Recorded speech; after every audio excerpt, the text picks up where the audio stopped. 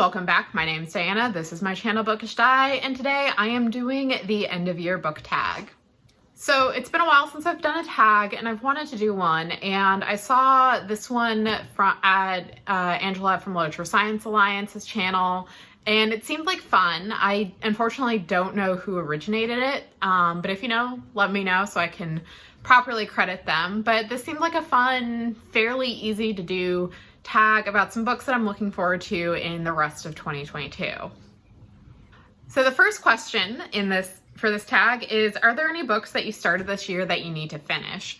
So what I've been doing for a lot of books that I've started that didn't make a lot of progress on is I've just been kind of moving them back to my TBR. So this is things like The Wolf and the Woodsman by Ava Reed, The Ruin of Kings by Jen Lyons. But one book that I am going to finish, and that's because I am about halfway through, whereas the other ones I was like maybe a third of the way through at most with the other ones, is Daughter of the Moon Goddess by Su Lin Tan. This is the first in a fantasy duology centered around Chinese mythology and folklore, following the titular daughter of the moon goddess as she explores the celestial realms and tries to find a way to free her mother.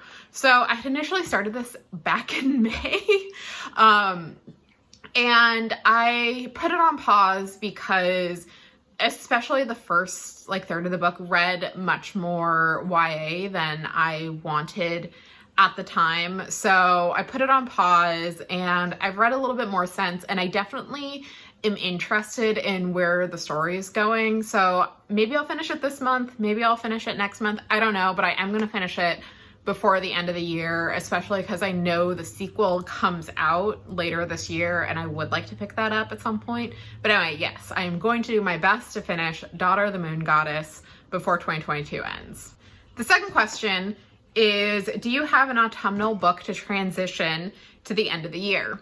So this is not an autumnal book per se, but there is a series of books that for me tend to herald the last 3 to 4 months of the year, and that is whatever the newest installment of the October Day series is, in this case, Be the Serpent, book 16. So these books are almost always published in early September. This one was actually published in late August instead, which, okay. But for me, the new October Days book means that the seasons are turning, that it's going to be, well, not right now where I am. It's been unreasonably hot and smoky for fall, but it means, the days are going to be cooler, the leaves are going to turn. So new October Day book means fall is around the corner and it's time to get cozy. The third question is there a new release that you're still waiting for 2022? And I actually have I have 3 to be precise. So the first is Playing the Long Game by Christine Sinclair. This is the memoir of Canada's legendary soccer player, Light of My Life. And she is notoriously private. She does not talk about her personal life. So I was actually shocked that when she announced that this book was going to be coming out, because I think a lot of Canada fans were if she was going to be writing a memoir, we're expecting it to come out after she retires, not while she's still playing. And I don't think I've seen any early reviews. This is coming out at the 1st of November. But I'm very interested in it. We know some things about her. We know a little bit about her family and her playing career, obviously. But I'm interested to see what she chooses to write about, because like I said, she's just so notoriously private. I think with other female soccer players who've published memoirs like Abby Wambach, Megan Rapinoe, Carly Lloyd, we knew more about their personal lives. With Abby Wambach, we knew she had been struggling with addiction. We knew that she and her wife were separated when her memoir came out. With Carly Lloyd, we knew, about her familial estrangement. We knew about her weird relationship with James Galanis. And I mean that in terms of not sexual. I mean in terms of the control he had over. Anyway, different points. But yeah, so I'm very interested to see what she chooses to write about in this memoir and what she chooses to reveal to us and what it kind of adds to our perception of, honestly, one of the greatest soccer players ever to live. So the second book in this is A Restless Truth by Freya Marski. This is the sequel to A Marvelous Light, which I loved. I read last year. And this follows Maud, who is the sister of one of the leads from A Marvelous Light. And she's on a boat trip and she's trying to uncover a mystery, and there's murder and there's a female love interest. And given how much I loved Marvelous Light, I'm super interested to see what Freya Marski does in this sequel, especially because I came out of A Marvelous Light being like, I want more of Maud. Like, Maud is great. Where is her love story? And we're getting it, and it seems like it's going to be combining a lot of things that I like in books. So I'm very interested to see what happens. And then the third book is Even Though I Know the End by C.L. Polk. C.L. Polk is the author of the Witchmark trilogy, and they also wrote The Midnight Bargain. I like their writing, and this is a fantasy noir set in Chicago, and it follows a woman who I think sold her soul to save her brother, and she gets offered a deal to take on a case. And if she does it, then she doesn't have to, die and get condemned. And it sounds really interesting. And I definitely am interested to see like some new work by Polk.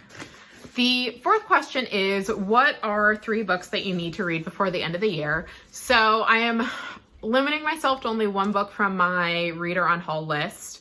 And that is the biggest one of them all. It is Wall of Storms by Ken Liu. This book has been with me. Let's see. I know I bought this in Canada.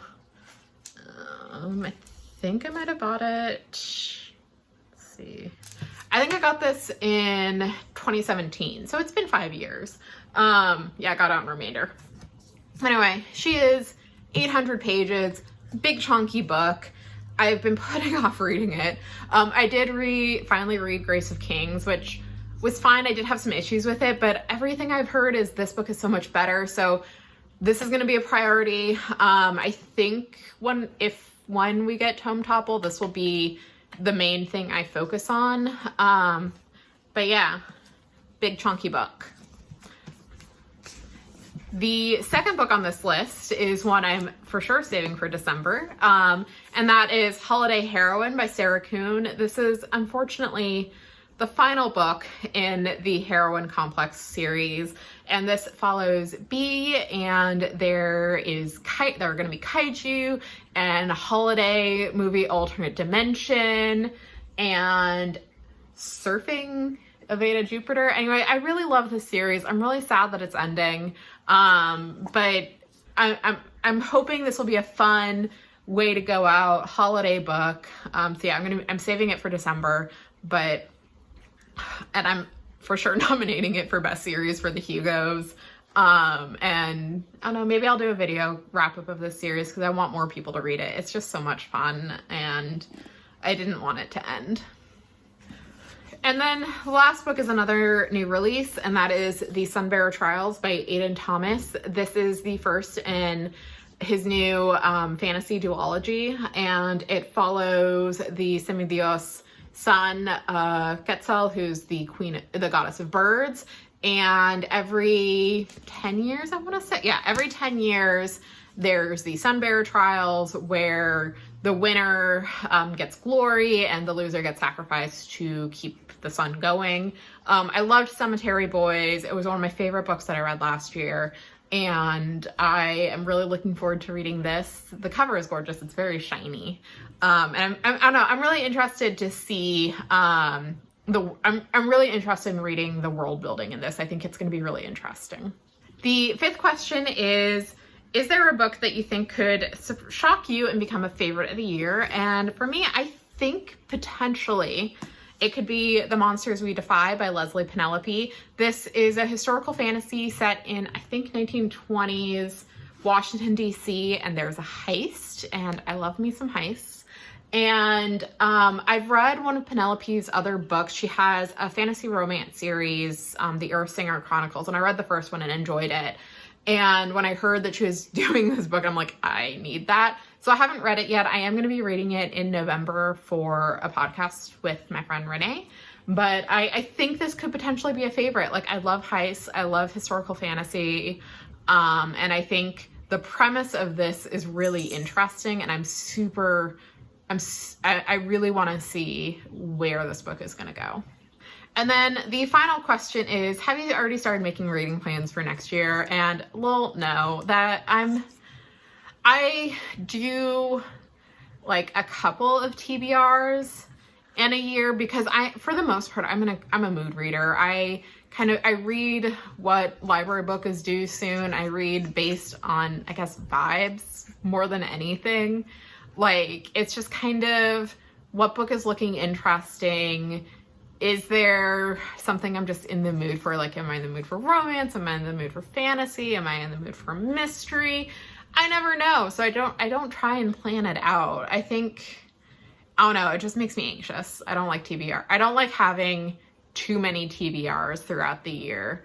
And I think that might have contributed to my extreme bad reading November or September, because I had a fairly ambitious TBR, but in August, and then it's kind of like a backlash.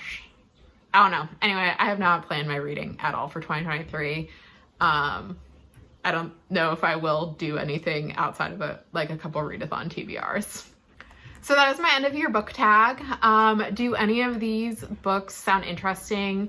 Are there any books that are coming out in the last 3 months of the year that you're interested in picking up? I know there's a lot that I didn't touch on. I was just kind of going for ones that I hadn't heard a lot of people talk about. And I also think that, like, I might be the only person who I know on BookTube who's like extremely excited about Christine Sinclair's book.